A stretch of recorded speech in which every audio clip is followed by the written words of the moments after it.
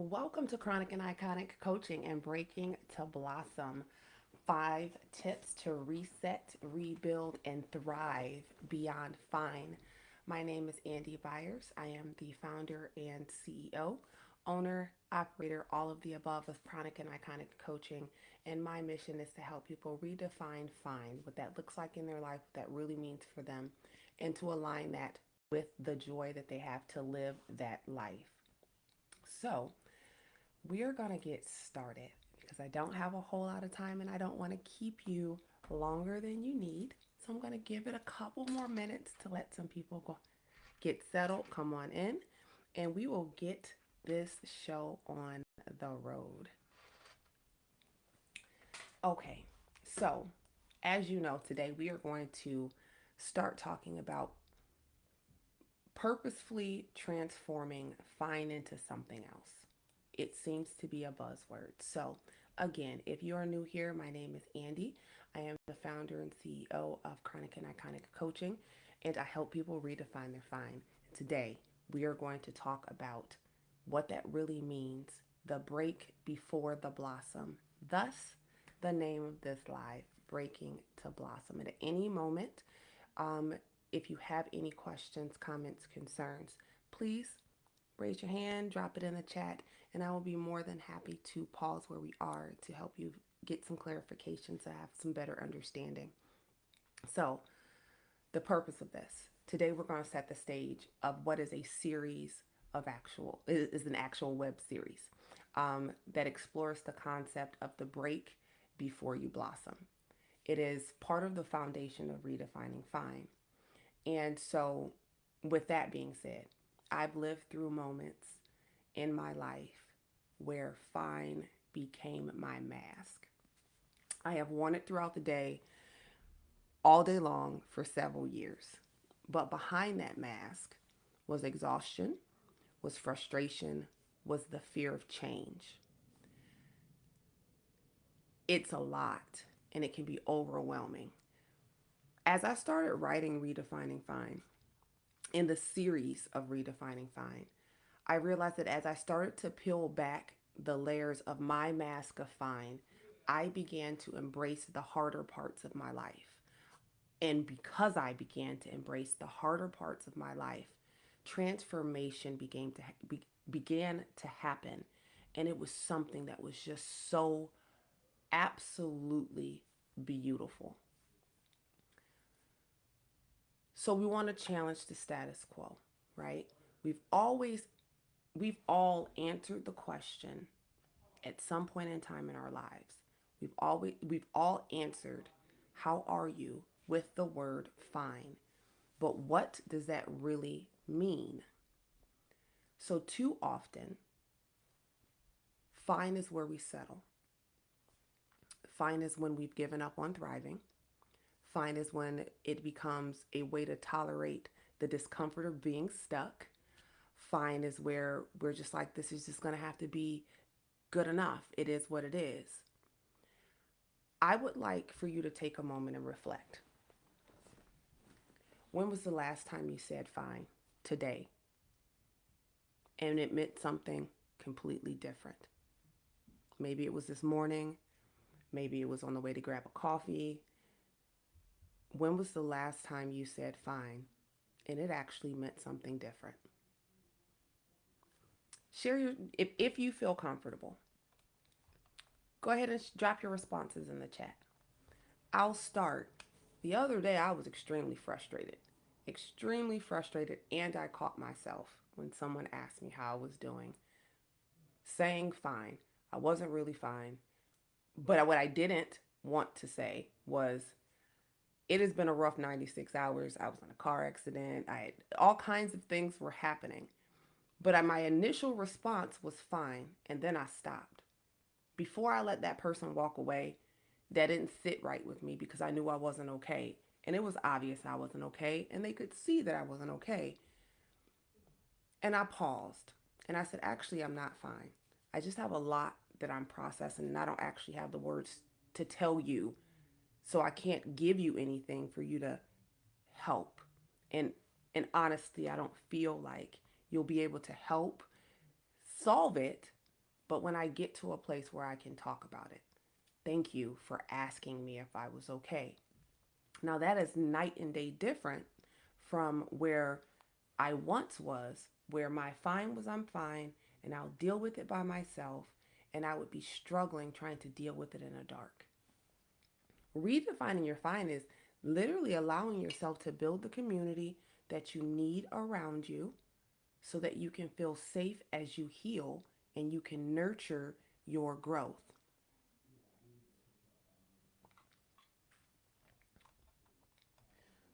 So breaking's in the title, right? We hear breaking, we automatically think that it's bad. What does it actually mean to break before the blossom? Andy broke, and I saw it coming. I saw the little micro fractures happening in my spaces. I saw it. I saw the break happening, and I was terrified, right? The break doesn't mean we failed. Breaking doesn't mean failure. The break is the moment when we acknowledge that something isn't working, and I needed it.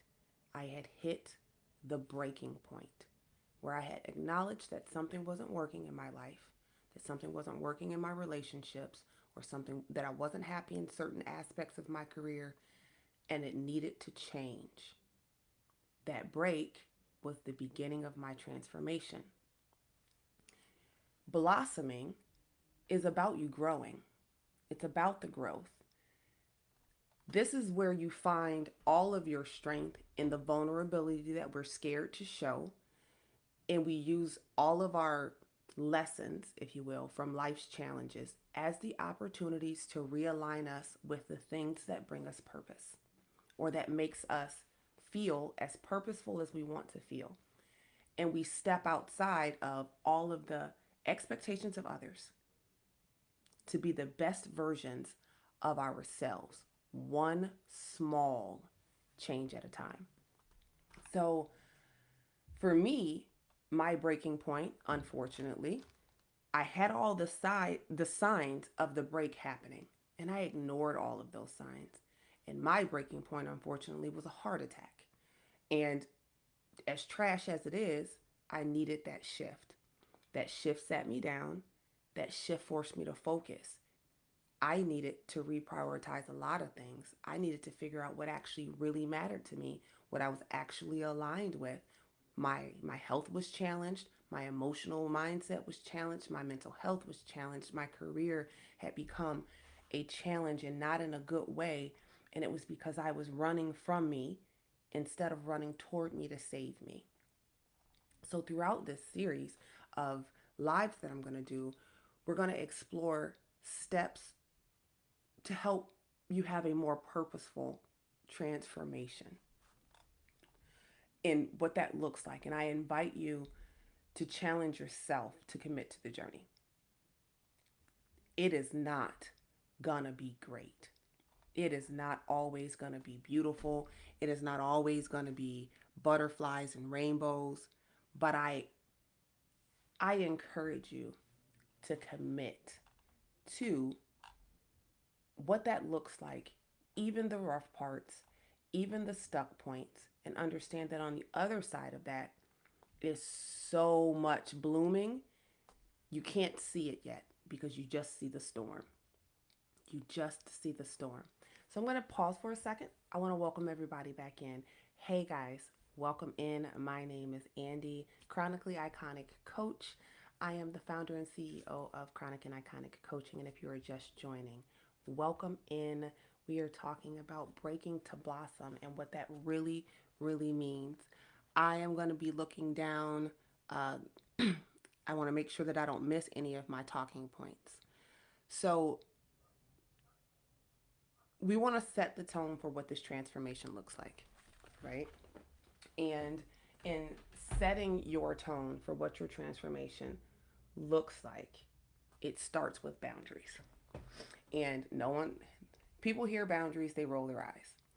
Boundaries as a buzzword, it's not. Boundaries are for you to protect you from you and your own devices. We tend to overextend. If you don't have the capacity, you don't have the capacity. Say that, right? And so boundaries are our invisible lines that protect our energy so we're not depleted. They protect our time. They balance out our overall mental health, right? Because now we're not, pieces of us are not everywhere in all of the pots doing all of the things for practically no reason, sometimes for the sake of us just needing to feel busy. But too often, when we blur the lines of the boundary that is used to protect us, that's supposed to be in place to protect us, we let those lines blur. And it's because we want to please other people. We don't want people to think that we're not going to show up for them, that we're different. So one of the action steps to counter that is ask yourself, where are you feeling overwhelmed and resentful in your space, in your life right now? Where are you feeling overwhelmed and resentful? And then ask yourself, what boundary can I set in this particular person, this personal dynamic, so this relationship, this space, this thing? What boundary can I set that can protect my peace? And then I would like for you to practice saying no. No, I can't do it. No, I can't do it right now, but thank you for understanding, or maybe I'll be able to do it later. But stand in your no, practice your no, and stand in your no. There's some other action steps for growth, right? The growth part, this is where we blossom, right? So after we break, the break causes us to sit down and actually focus on us to figure out what kind of boundaries actually need to be in place to protect us, to protect the people that we love from hurting us or hurting themselves in the process of trying to help us. The boundaries help us communicate effectively, and then it helps us reach our goal. And so, some of the action steps for growth include acknowledging your thought pattern. Acknowledge your thought pattern, okay? That's super important. Mindset is everything. How do you speak to you? And how you speak to you shapes your reality. And that's the bottom line. How you speak to you shapes your reality. Your inner voice is critical or negative. If your inner voice is critical or negative, that is the thing that you start to play over and over again, and it becomes your truth. Not true at all, but it becomes your truth, and you start to live as if that is the truth. So start a daily practice of positive affirmations. If you know that you sit in a space that's often more negative than it is positive, you counter that with a positive action. So I am enough just as I am.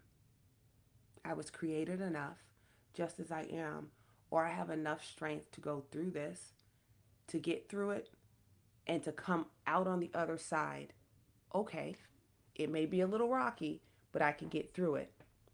The second step or tip is to manage your stress with intentions. Stress isn't just mental, right? And so a lot of people go, I'm stressed out, and they assume that it's just the mental aspect of stress. Stress isn't just mental. At the point that you feel that mental weight, you are also feeling physical manifestations of that stress. And if you don't release it, it will stick in your muscles, okay? Muscles have memory. So if you're tense all the time and you feel like your muscles are achy or they're tight and they're tender to touch, most likely it is because you're carrying around a lot of stress and a stressful state in your body. So practice deep breathing. I'm a fan of some deep breathing. You may put yourself straight to sleep, but deep breathing exercises, one of my favorites. Um, Inhale 4 count, exhale 6, and just chill. Take 5 minutes. Do that for 5 minutes. Go for a short walk, but prioritize your self care.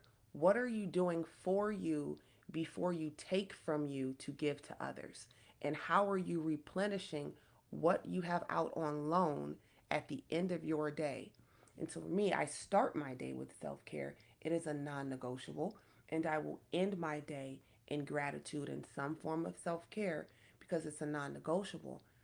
There's no way that I would be able to accomplish or do any of the things that I do throughout the day by myself. And so the gratitude plays a huge part in how I maneuver through my day. And then finally, the last thing, find your balance. And I can't say that enough. Life will never be perfectly balanced, ever. It will never be perfectly balanced. But balance is really about giving the right things the right energy at the right time. Understand that. Balance is giving the right things, the tasks, whatever. It's giving the right things the right energy at the right time. And then letting the rest wait until it is their time for that energy and that task. And give yourself permission to rest. Doing all of those things leads you into your blossom, right? And as cliche as it may sound to some people, the blossom is real. And so it's not just the thing that happens one time. You blossom and blossom and blossom. It's like flowers that seasonal flowers that just keep coming back. The more you plant the seeds of your growth, the more you plant the seeds in your healing, the more things bloom, the more you blossom, the more you grow. And you evolve into this person that is truly aligned to all of the things that you really, really wake up passionate about doing and seeing and being and going. The most beautiful thing about you is not the fact that you're going to break. The most beautiful thing about you is that you choose to blossom after the break. I want you to think about that. The break is going to be hard. We're going to be overwhelmed. We're going to be emotional. We're going to have a lot that happens. But the most important part of the breaking is you blooming. It's the blossom after the break.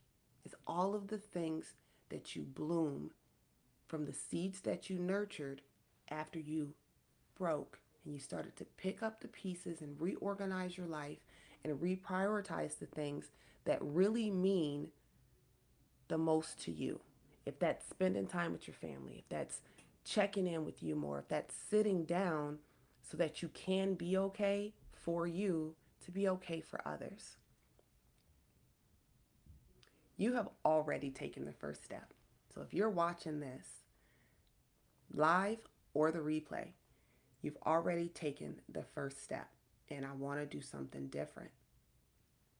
So I'm proud of you because I didn't always have the courage to want to do something different. So here's your homework. Commit one action today. One action from today's talk. One thing that you picked up, anything that you picked up. Maybe it was setting a boundary. Maybe it was practicing some moments of self-care. Maybe it was rewriting your narrative and activating your voice.